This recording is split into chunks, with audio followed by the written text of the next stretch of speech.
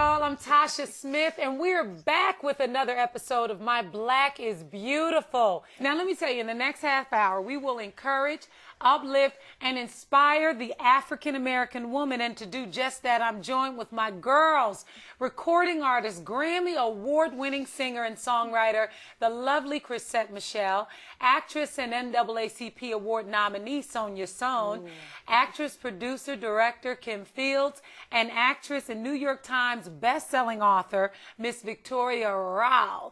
Now, ladies, I know Rao, we got to put that on there, okay? Now, ladies, today it is all about body image and self-esteem. And as we know, powerful messages are conveyed through the media. So let's just take a look at how black women are so often portrayed and how we often redefine those images. Check out this tape and we'll be back in a second. The stats are staggering. 77% of African-American women feel that their image is negatively portrayed or distorted in the mainstream media. And media is very powerful because it helps shape the way you see the world around you in your self-perception. I think that when you do see us, we're the girlfriend, or we're the villain, or we're the slut or the hoe, and we're not the woman who is to be celebrated and to be admired. The majority of the images that I see in the media is very degrading, very poor, very non-descriptive of the black woman that I'm used to seeing. African-American women come from many walks of life, and it's important for the media to create a balance that reflects the diversity of the black community. We have a lot more positive black women in the media now than we did before, where we have our young little girls looking up to these women, showing them that they can do it too. Instead of waiting for the world to change, many black women are taking control of their own images. I don't like the way we're portrayed all the time, but you know, it's our responsibility. But I respect myself, and I know that there's always somebody looking, you know, and I'm a mother, so I have to be an example at all times, on and off camera. Despite the struggles, many are hopeful for the future. No one can tell us who we are. So unless we tell our own stories, then people will continue to define who we are. So we have to stand up and decide how we want to be known. And it can only come from us. No one can tell us who we are, so we have to speak our own story. Now that is powerful. And the truth is that black women come from so many different walks of life, and we should all be celebrated. People always come up to me, right? And they say, do I feel like I'm always taking stereotypical roles? And do I feel that the roles that I play are always bad women? And as an actor, we have to communicate all forms of humanity. And I say, hey, there's always got to be a good person and a bad person in the script, right? But what do you think about the stereotypical roles that you see in some women in their images, not just as actors, but in their own personal lives?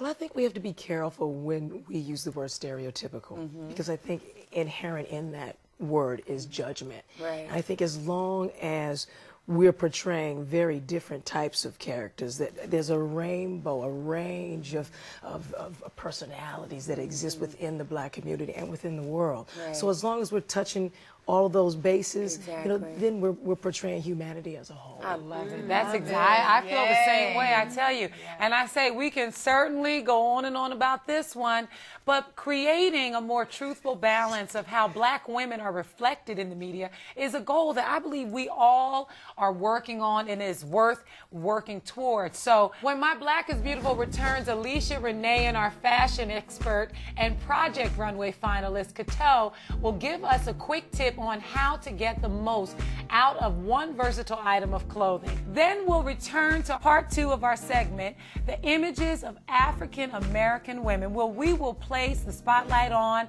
the absence of black women on mainstream runways. We'll be right back with My Black is Beautiful. Beautiful to me. Beautiful to me.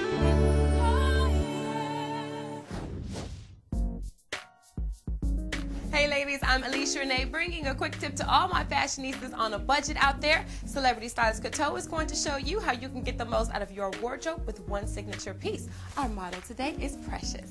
So this is what I like to call my staple piece. Find a piece that is dark, because obviously if it's a hot pink dress, everyone's going to remember when you wear it the second time. So Right. This is great because it's black, it's slimming, it's wonderful, and we're just going to add pieces to it. So I think something like this, definitely, it's black, add some color, you know, and be bold with it. Add this necklace to it, and it really adds a little flavor to it.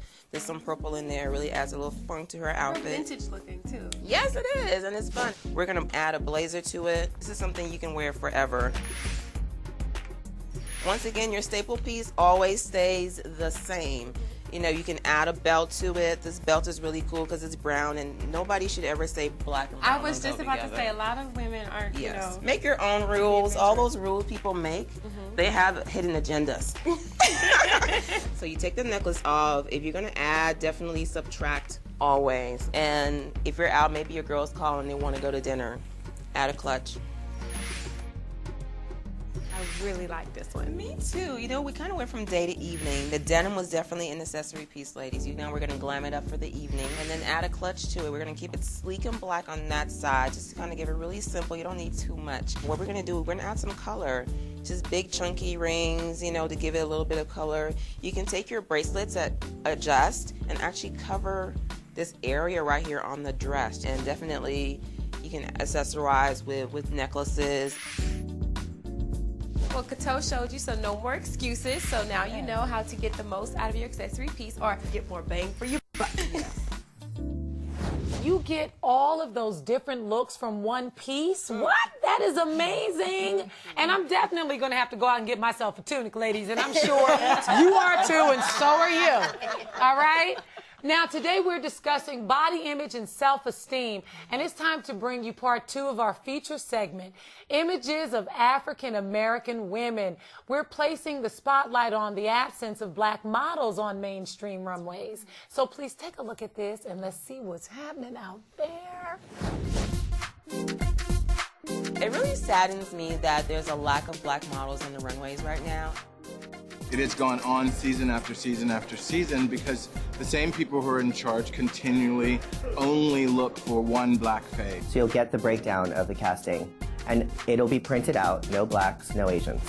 Another thing that designers have a problem with is the body of a black girl. I believe there's a lack of black models on the runway because of our curves. They want an image of this size 0 with no bone structure at all. You want to see personality and individuality. That's what makes the world beautiful. Nevertheless, some black beauties are changing the face and shape of fashion. Just flip through the historic July 2008 all-black issue of Italian Vogue for proof. You had Naomi, Tyra Banks, Chanel Iman, you had Iman, Jordan Dunn. Everybody was in there. They had never had a plus-size African-American woman to be in their publication. So to be a part of that and to be part of the black issue was huge. Italian Vogue was only one step in the right direction. It shouldn't be something that we're so shocked, like go run out and pick it up because we don't know when we'll be on there again. Seeing more black models is bigger than indulging our vanity. More African American women should be put on the runway so that our little girls don't grow up with a complex. They can see who they will be in the future and be proud of them. From designers to consumers, we can all take control to make the fashion world embrace our beauty. My solution to it, every time I cast a show, I make sure that the majority of my models are ethnic. We have to be conscious of the fact that we are a buying power. As a black community, we support these companies who are not using black faces. And I say if you don't see yourself in those clothing, then don't support it. So if we decide to hold on to our dollars and wait for magazines and models and images to reflect us, then we'll see a difference. I love that feature story because Takara's photos in the black issue were ones that burned up the pages, okay? And the issue sold out in 72 hours. Can you believe that? Why is it that we don't see more full-figured models as well as black women in these print ads and on runways. Fashion. Fashion catered to a very thin, shapeless body. African women, and not only African women, women of color are more full-figured. Our magazines, our publishers of the periodicals have defined what beauty is. So we have to redefine, which is what's happening, which is what's so beautiful about this period in the world, is we're redefining what all beauty encompasses. That is so true. Chrisette, do you have thoughts about that? Well, yeah, I mean, especially in the music industry, something that you see are girls starving themselves, girls not eating, girls, you know, over-exercising until the point where they're not even healthy anymore. But for me, it was very important, because I'm a fashion girl, I love fashion, to celebrate my curves in a very fashionable way. Celebrate your body. Exactly. The most important point here is that whatever your shape or size is, be healthy, and know that you're beautiful. Now, when my Black is Beautiful returns, we'll flash back and take a look at how mainstream cultures embrace black body types and fashion. Let's see about that. Then our fitness expert, Jeanette Jenkins, will share a quick tip about the importance of core strength. So we'll be right back in a minute.